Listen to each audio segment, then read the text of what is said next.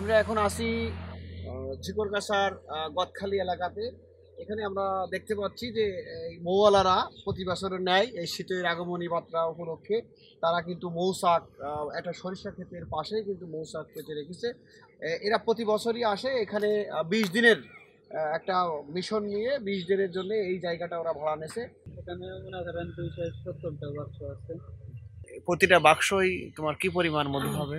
প্রতিটাই বাক্সে মনে করেন 1 কেজি থেকে 2 কেজি মধু হতে পারে। তার দাম কেমন টাকা হয় প্রতি কেজি? প্রতি কেজি 700 টাকা কেজি হয়।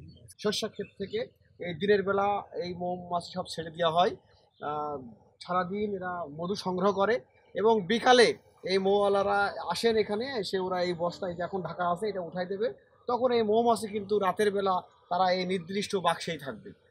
এই হচ্ছে আমরা এটা দেখতে পাচ্ছি যে ইতিপূর্বে আমরা গতবারও দেখেছি এরা ঝিকরগাছা উপজেলার বিভিন্ন অঞ্চলে যেখানে সরিষা ক্ষেত আছে সেখানে কিন্তু এই মৌওয়ালারা প্রতি বছর আসেন এবং তারা এই যে মানে সরিষা ক্ষেত থেকে যে মধু সংগ্রহ করে এই মৌমাছিদের, এটা একটা অভিনব কায়দা আমরা বলতে পারি যে প্রতি বছর এরা নির্দিষ্ট পরিমাণ কিছু মৌমাছি নিয়ে আসে বাক্স পাতে।